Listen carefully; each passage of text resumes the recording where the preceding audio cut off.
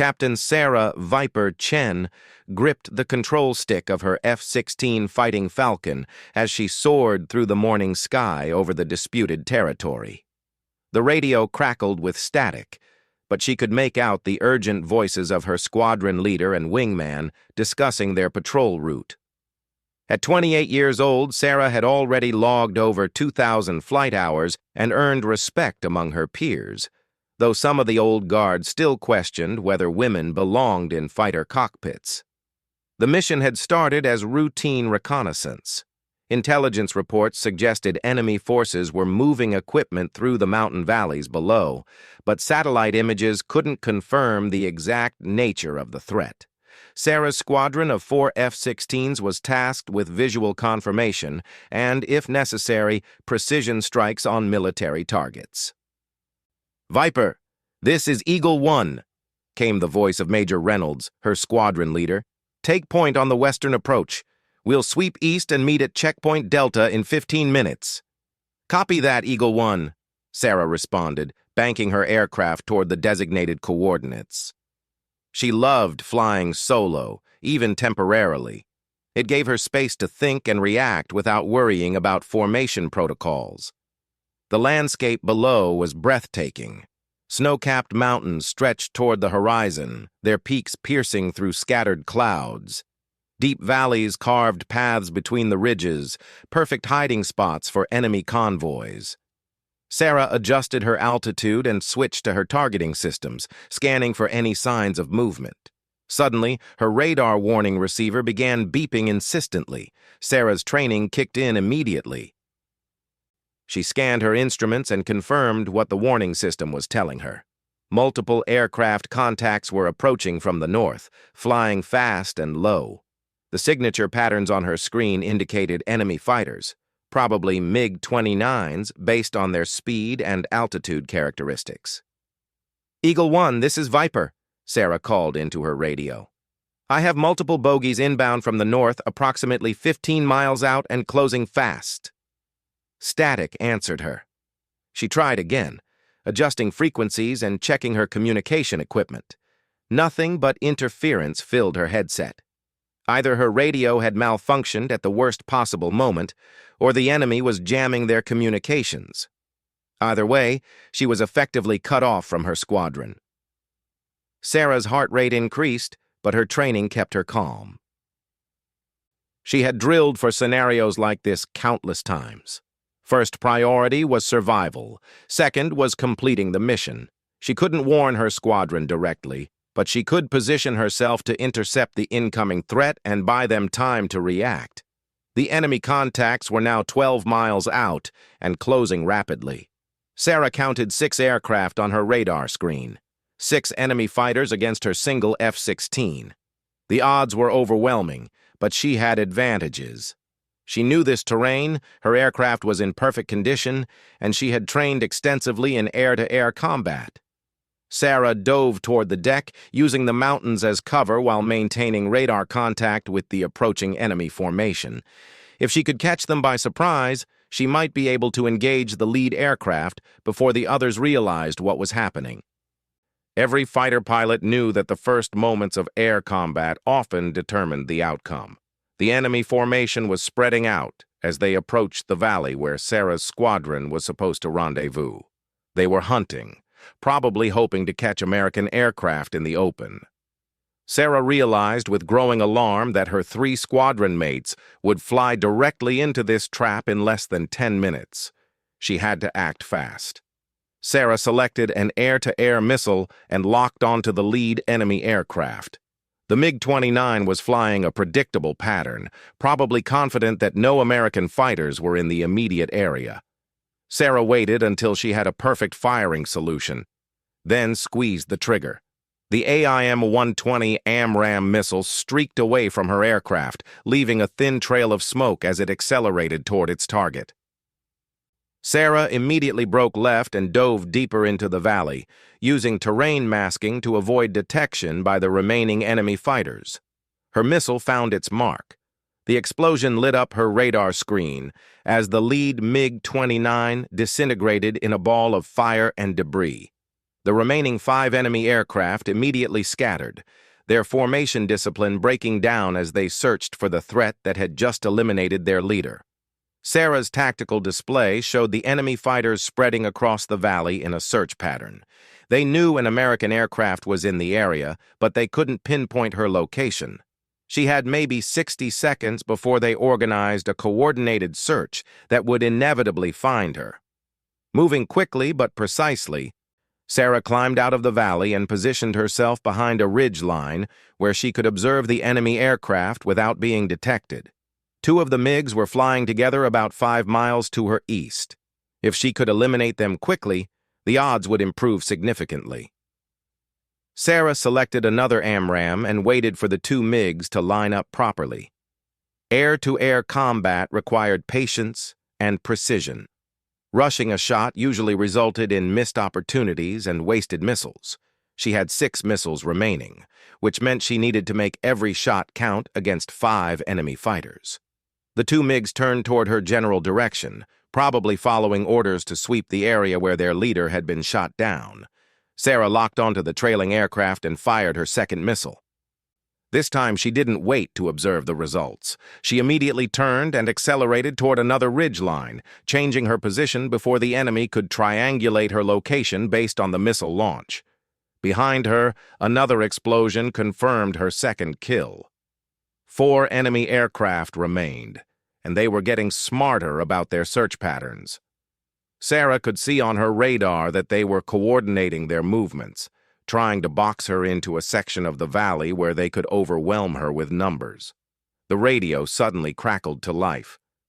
"Viper, Viper, this is Eagle 1. Report your status immediately." Sarah felt relief wash over her.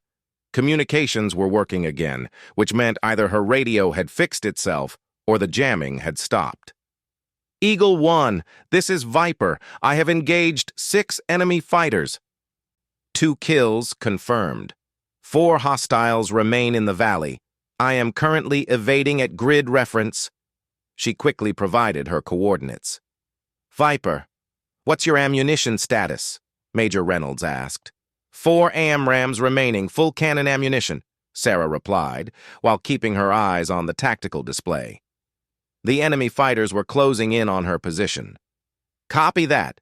Eagle 2 and Eagle 3 are 5 minutes out. Eagle 4 is returning to base with mechanical problems. Can you maintain contact until we arrive?"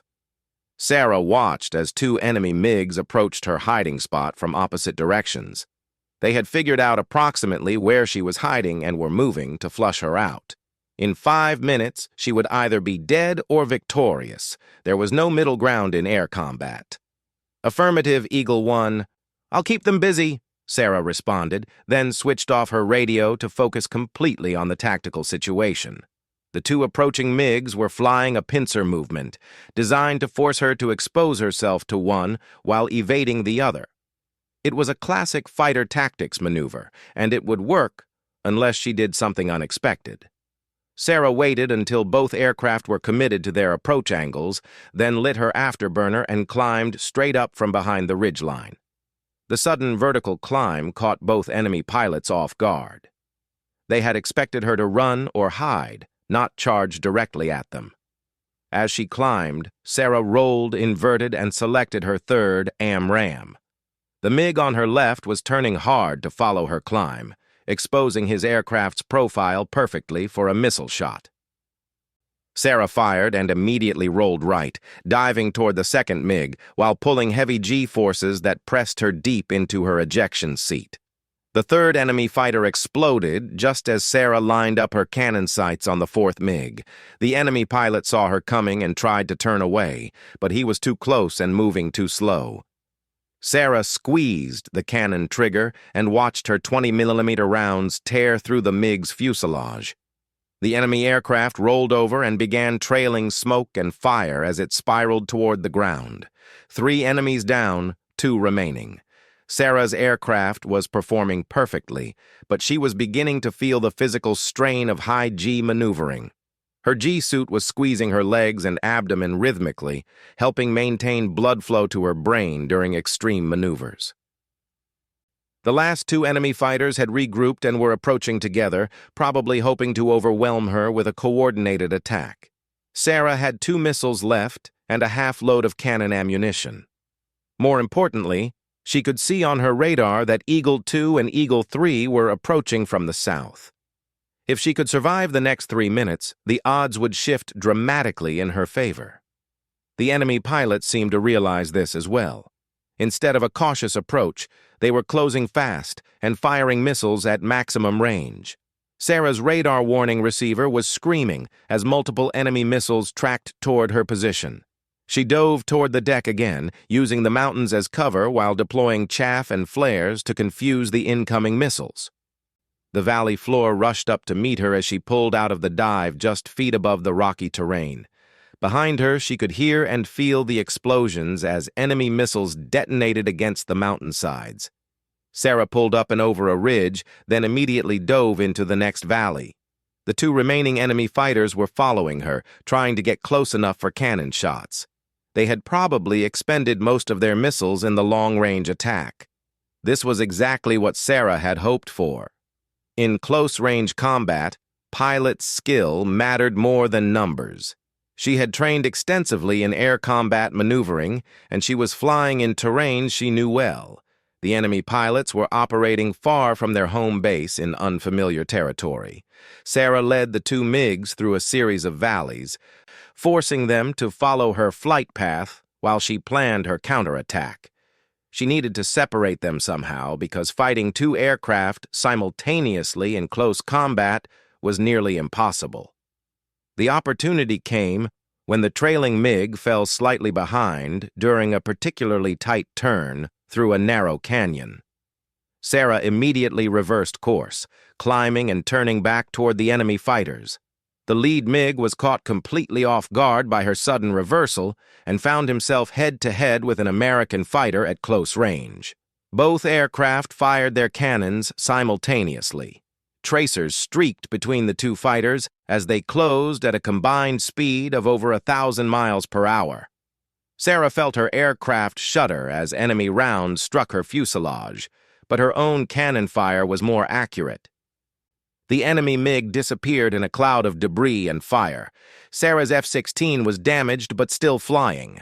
Warning lights illuminated her cockpit, and she could feel the aircraft pulling to one side. The enemy rounds had damaged her flight controls, making the aircraft harder to handle. She needed to end this fight quickly before the damage got worse. The final enemy fighter was turning toward her, probably hoping to finish off her damaged aircraft. Sarah had 1 missile remaining and limited cannon ammunition. This would be her last chance to eliminate the threat before her aircraft became unflyable. She waited until the enemy MiG committed to its attack run, then fired her last AMRAAM at point-blank range. The missile barely had time to arm before it struck the enemy fighter, destroying it instantly. Sarah was alone in the sky, her damaged aircraft struggling to maintain level flight. She could see Eagle 2 and Eagle 3 approaching from the south, but she wasn't sure if her radio was still working after the battle damage. "Eagle 1, this is Viper," she called, relieved to hear her own voice in her headset. "All 6 enemy fighters destroyed. My aircraft is damaged but flyable. Requesting immediate escort back to base." "Outstanding work, Viper," Major Reynolds replied. "Eagle 2 and Eagle 3 will escort you home. Medical and maintenance crews are standing by." As Sarah nursed her damaged F-16 toward the safety of friendly airspace, she reflected on what had just happened. She had engaged 6 enemy fighters alone and emerged victorious. But the mission was far from over. Intelligence would want a full debriefing, and she suspected this encounter was just the beginning of a larger enemy operation. The morning sun glinted off her canopy as she flew toward base, escorted by her squadron mates. Behind her, the mountain valley was quiet except for the smoke columns rising from 6 crash sites. Sarah Viper Chen had proven herself in combat, but she had a feeling this was only the first chapter of a much larger story. The debriefing room at Falcon Air Base was packed with intelligence officers, mission planners, and senior commanders. Sarah sat at the head of a long conference table, still wearing her flight suit. as various officials peppered her with questions about the morning's aerial engagement. Her damaged F-16 sat in a hangar nearby, maintenance crews swarming over it like ants as they assessed the battle damage. Colonel Martinez, the base commander, leaned forward in his chair. Captain Chen, based on your observations of the enemy aircraft and their tactics, what's your assessment of their capabilities? Sarah had been answering similar questions for over an hour, but she understood the importance of gathering every detail while her memory was fresh. Sir, the MiG-29s were well maintained and properly equipped. The pilots showed good formation discipline initially, but they seemed unfamiliar with the terrain. They were definitely hunting for something specific, not conducting random patrols. What makes you say that? Asked Major Thompson from intelligence. Their flight pattern, sir. They were following the exact route our squadron was supposed to take to the rendezvous point. Either they had detailed intelligence about our mission, or they were protecting something in that specific valley. The intelligence officer made notes on his tablet while Colonel Martinez studied a tactical map spread across the table. Red pins marked the locations where Sarah had shot down the 6 enemy fighters, forming a rough circle around a particular mountain valley. Captain, did you observe any ground activity during the engagement? The colonel asked. Sarah closed her eyes and mentally replayed the battle. I was focused primarily on the air threats, sir, but I did notice some unusual vehicle movements in the eastern part of the valley. Looked like a convoy of some kind, but I couldn't identify specific vehicle types from that altitude while maneuvering. Colonel Martinez exchanged glances with the intelligence officer. Captain Chen, what I'm about to tell you is classified at the highest levels. 3 days ago, General Harrison disappeared while conducting a secret inspection of forward operating bases near the disputed territory. His helicopter went down in bad weather, and we've been conducting search and rescue operations ever since. Sarah's blood ran cold. General Patricia Harrison was one of the most respected military leaders in the region, known for her strategic brilliance and unwavering commitment to her troops. If she was missing in enemy territory, the situation was far more serious than a simple air patrol. Sir, do you think the enemy fighters were protecting a search operation for General Harrison? Sarah asked. That's our working theory, the colonel replied. Satellite reconnaissance has been limited due to weather, but we believe the general's helicopter crashed in the valley where you engaged those MiGs. The enemy may have found the crash site first. Major Thompson pulled up new images on his tablet and turned it towards Sarah. These photos were taken by a drone 2 hours after your engagement. You can see vehicle tracks leading from the valley toward this mountain complex about 15 miles to the north. Sarah studied the images carefully. The tracks were clear in the snow, showing a convoy that had moved through the area recently. More concerning were the defensive positions she could identify around what appeared to be an old mining facility built into the mountainside. Captain Chen, Colonel Martinez continued, your actions this morning gave us our first solid intelligence on enemy operations in this sector. However, we now face a critical decision. If General Harrison is alive and being held at that facility, we have a narrow window for rescue before the enemy moves her to a more secure location. What kind of timeline are we looking at, sir? Sarah asked. Intelligence estimates we have maybe 18 hours before they transport her elsewhere. The problem is that the facility is heavily defended and located in extremely difficult terrain. Traditional rescue operations would take days to plan and execute properly. Sarah could see where this conversation was heading. The base had limited resources available for an immediate rescue attempt, and most of the experienced pilots were already committed to other missions or dealing with maintenance issues after recent operations. Sir, what are you asking me to do? Colonel Martinez stood up and walked to a larger tactical map mounted on the wall. Captain Chen, I need you to understand something. What I'm about to propose is extremely dangerous and goes well beyond normal mission parameters. You have the right to decline, and no one would question that decision. Sarah stood as well, her jaw set with determination. With respect, sir, General Harrison has always supported pilots like me when others questioned whether women belonged in combat roles. If there's something I can do to help bring her home, I want to hear it. The colonel nodded approvingly. We're putting together a small, fast-moving rescue operation. A team of Special Forces operators will infiltrate the facility on foot, but they'll need air support and extraction. The problem is that the mission profile requires flying at extremely low altitude through mountain passes while evading enemy air defenses. How low are we talking, sir? Terrain following flight at altitudes between 50 and 100 feet above ground level. The mountain passes are narrow with rapidly changing weather conditions and limited navigation references. One mistake means flying directly into a mountainside. Sarah had trained extensively in low-level flight operations, but this would push both her skills and her aircraft to their absolute limits. The damaged F-16 in the hangar wouldn't be suitable for such a demanding mission, which meant she'd need a different aircraft. Sir, what about my regular F-16? The battle damage assessment isn't complete yet. Maintenance says it'll take at least 48 hours to fully repair your aircraft. However, we do have one other option. Colonel Martinez paused, choosing his words carefully. We have a prototype F-16V that was delivered last week for evaluation testing. It's equipped with advanced terrain-following radar and enhanced navigation systems specifically designed for low-level operations. Sarah's pulse quickened. The F-16V was the latest variant of the Fighting Falcon, incorporating technological improvements that she had only read about in technical manuals.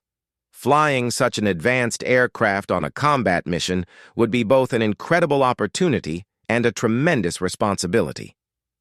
Sir, I'd need time to familiarize myself with the new systems. The mission launches in 6 hours, the colonel replied grimly. You'll have 3 hours for aircraft familiarization and mission planning. The Special Forces team is already en route to the staging area. Sarah realized the magnitude of what was being asked of her. She would be flying an unfamiliar aircraft through some of the most dangerous terrain in the region at night, while providing close air support for a rescue operation targeting one of the most important military leaders in the theater. Colonel, I need to know something. If I accept this mission, what are the odds that General Harrison is actually still alive? Major Thompson answered this time. Captain, based on the timeline and the enemy's behavior, we estimate a 70% chance that she survived the initial crash. If she's being held at that facility, the odds improve significantly because it means they want her alive for intelligence purposes. And the odds of mission success? Colonel Martinez was quiet for a long moment. Honestly, Captain, this is what we call a high-risk, high-reward operation. The Special Forces team is among our best, and the F-16V gives you capabilities that didn't exist even 5 years ago. But you'll be flying alone at night, through terrain that would challenge even our most experienced pilots under ideal conditions. Sarah walked over to the tactical map and studied the route she would need to fly.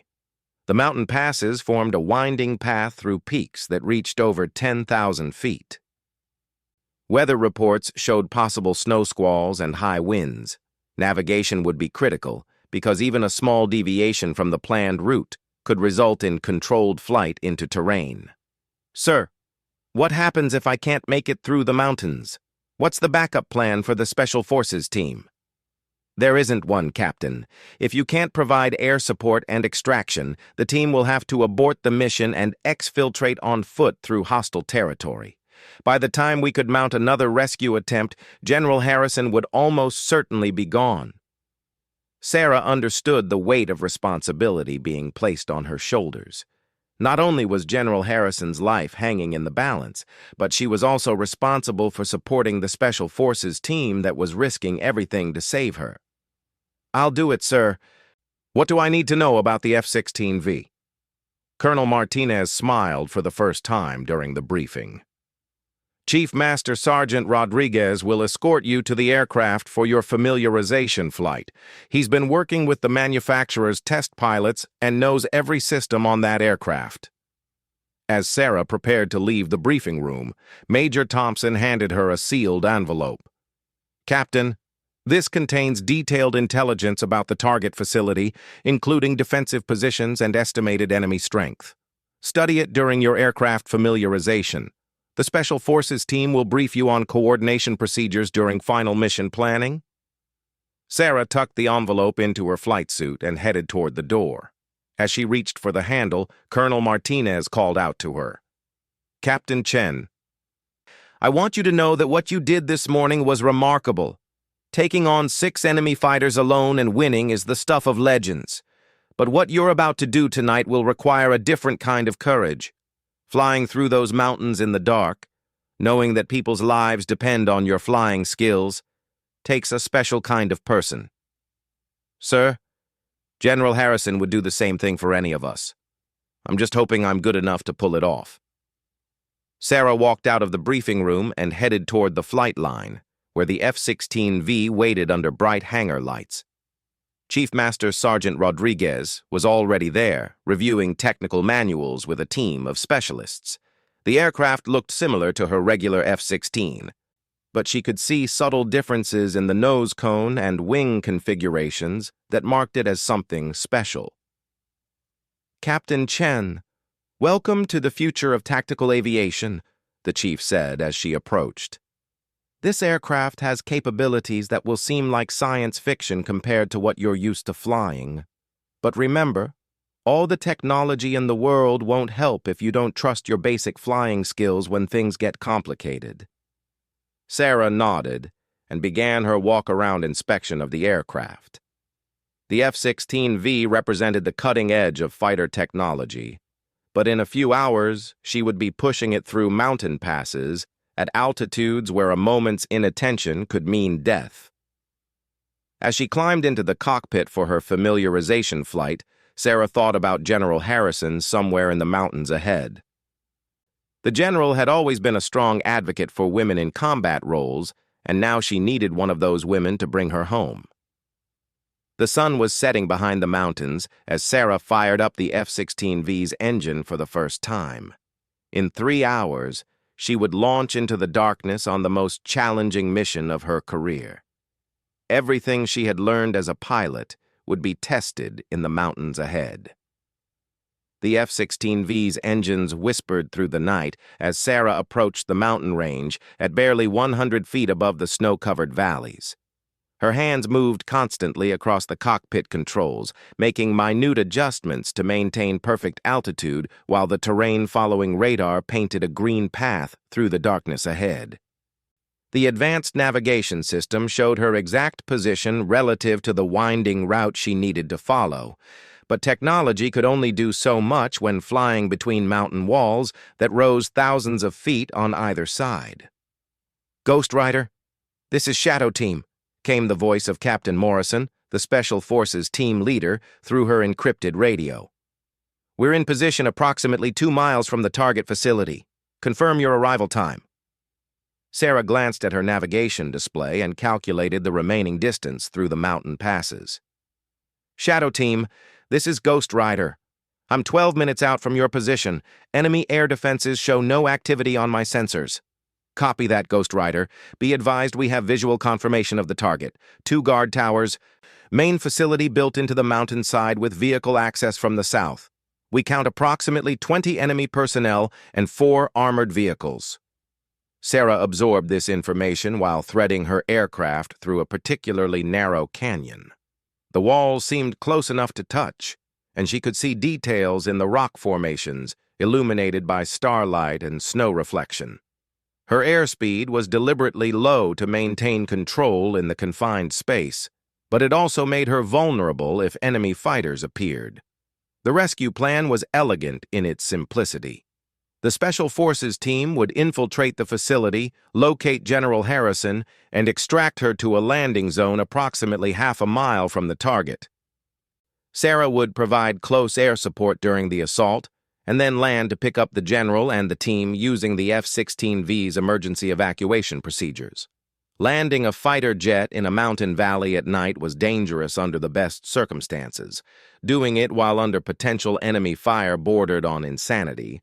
but it was the only way to extract General Harrison quickly enough to avoid enemy reinforcements. Ghost Rider Shadow Team. We have positive identification of the target. General Harrison is being held in the main facility, eastern section, second floor. She appears to be injured but mobile. Sarah felt a surge of relief. The general was alive, which meant the mission had a real chance of success. Copy, Shadow Team. What's her condition? Appears to be a leg injury, possibly broken. She'll need assistance moving quickly. We're beginning our approach to the facility now. Sarah emerged from the canyon into a broader valley and immediately spotted the target facility carved into the mountainside ahead.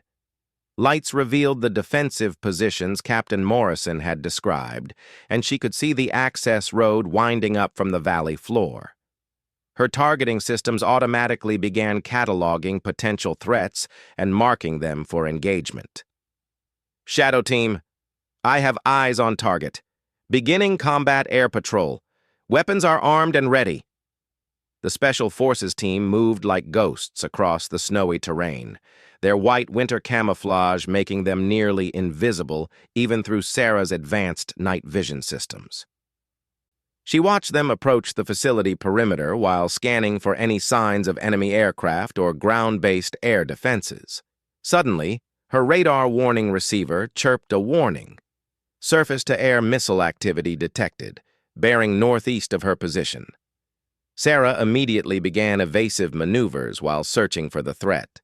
Enemy forces had positioned a mobile SAM launcher on a ridge overlooking the facility, probably as protection against exactly this kind of air support. Shadow Team, be advised I have SAM activity northeast of target. I'm moving to engage. Sarah climbed and turned toward the enemy missile site, switching to her air-to-ground weapons. The F-16V carried precision-guided munitions specifically designed for destroying enemy air defenses. She locked onto the SAM launcher and fired a single missile, watching it streak toward the target through the darkness. The explosion lit up the mountainside as the enemy missile system disintegrated, but the destruction also alerted every enemy soldier in the area that an American aircraft was providing support for the assault on their facility. Ghost Rider Shadow Team, enemy forces are responding to your strike. We're taking fire at the facility perimeter. Sarah could see muzzle flashes erupting around the target building as the Special Forces team engaged enemy guards. The assault was underway, and her job now was to provide close air support while preparing for the extraction. Shadow Team, I can provide precision strikes on the guard towers and vehicle positions. Marking targets now. Sarah's targeting pod automatically identified the two guard towers and painted them with laser designators. She had been careful to select weapons that would neutralize defensive positions without damaging the building where General Harrison was being held. Ghost Rider, you are cleared to engage marked targets. We're entering the main facility. Two more precision-guided munitions streaked from Sarah's aircraft toward the guard towers. The explosions were smaller than the SAM site destruction, but equally effective. The enemy's coordinated defense began to collapse as their observation and communication posts were eliminated. Shadow Team, guard towers destroyed. I'm maintaining overwatch for your extraction. Sarah began flying a racetrack pattern over the facility, using her sensors to monitor the situation below. The Special Forces team had penetrated the main building and was fighting room by room toward General Harrison's location. Enemy reinforcements were approaching from the south, but they were still several minutes away. Ghost Rider, Shadow Team, we have the package. General Harrison is mobile with assistance. Moving to extraction point now. Sarah felt her heart rate spike. This was the most dangerous part of the mission. The team had to move General Harrison through hostile territory to the improvised landing zone, while Sarah prepared to land her fighter jet in a mountain valley at night.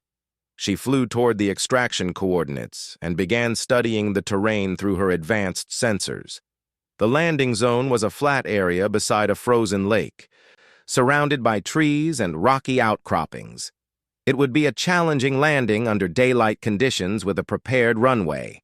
Attempting it at night on natural terrain would require every bit of her flying skill. Ghost Rider, Shadow Team is 2 minutes from extraction point.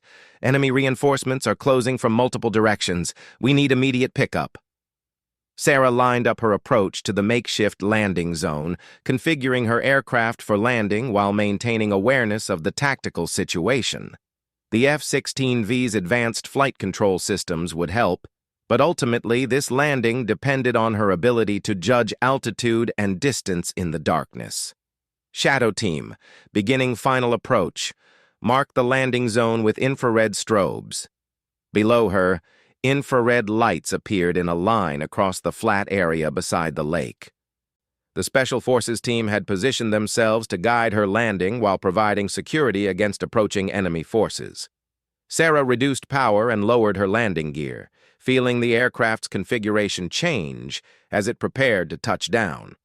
The ground rushed up toward her faster than normal due to the high altitude and thin air. She had to compensate for the reduced engine performance while maintaining precise control of her flight path. The F-16V touched down harder than Sarah would have preferred, but the landing was successful. She immediately reversed her engines and applied maximum braking to stop the aircraft before the end of the improvised runway. Snow and ice sprayed from her wheels as the fighter jet decelerated rapidly. Ghost Rider is down, engines running. Move quickly! The Special Forces team emerged from the tree line carrying General Harrison between two soldiers. Even in the darkness, Sarah could see that the general was conscious and alert despite her obvious injuries. Captain Morrison and his team moved with practiced efficiency, helping the general toward the aircraft while maintaining security around the perimeter. Sarah opened her canopy and quickly reconfigured the rear cockpit area for emergency passenger transport. The F-16V had been modified with additional life support equipment for exactly this kind of evacuation scenario. General Harrison, I'm Captain Chen. We're going to get you out of here. The general looked up at her with clear eyes despite her exhaustion and injuries. Captain, thank you for coming after me. I knew someone would come, but I didn't expect it to be a single pilot in a fighter jet. Ma'am, we need to move fast. Enemy forces are approaching. Captain Morrison and his team helped General Harrison into the rear cockpit, securing her with improvised restraints while Sarah prepared for immediate takeoff. In the distance, she could see vehicle lights approaching through the mountain pass. Shadow Team, are you ready for extraction? Negative, Ghost Rider. We'll extract on foot through the eastern pass. Get the general out of here now. That's an order. Sarah understood. The aircraft could only carry one additional person safely, and the mission priority was getting General Harrison to safety. The Special Forces team would have to make their own way out of enemy territory. Copy that, Shadow Team. Thank you for everything. Sarah closed her canopy and began her takeoff roll across the snow-covered field. The aircraft accelerated quickly in the thin mountain air, and she lifted off just as enemy vehicles appeared at the edge of the landing zone. Tracer rounds streaked through the air behind her as she climbed rapidly and turned toward friendly airspace. General Harrison, how are you doing back there? Sarah called through the intercom. I'm fine, Captain. Just get us home. The flight back to base was tense, but uneventful. Sarah flew a different route through the mountains to avoid potential enemy air defenses, and her advanced navigation systems guided them safely through the darkness. General Harrison remained conscious throughout the flight, occasionally providing updates on her condition and asking questions about Sarah's experience during the air combat that morning. As they approached Falcon Air Base, Sarah could see emergency vehicles and medical personnel waiting on the runway.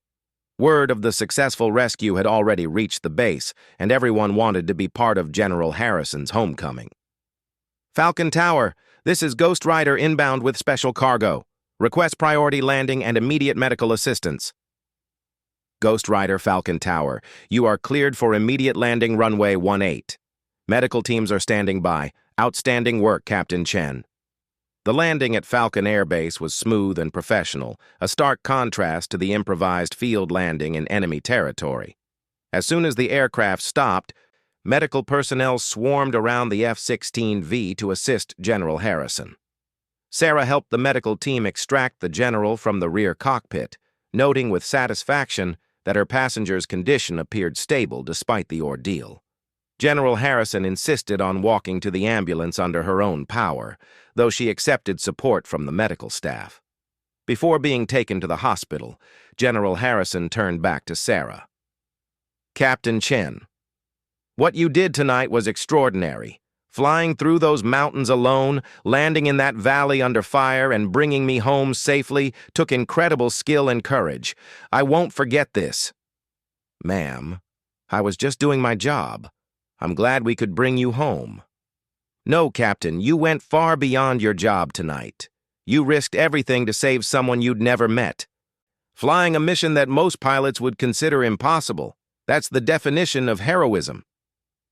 As the ambulance carrying General Harrison disappeared into the night toward the base hospital, Sarah walked slowly around her aircraft, conducting her post-flight inspection.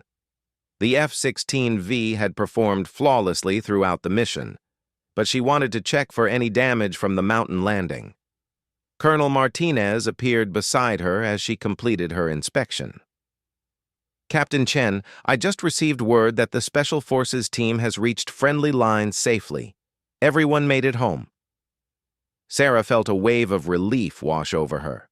The mission had been a complete success, with no friendly casualties and the primary objective accomplished. "Sir, the F-16V performed better than I expected. The advanced systems made the low-level flight much more manageable."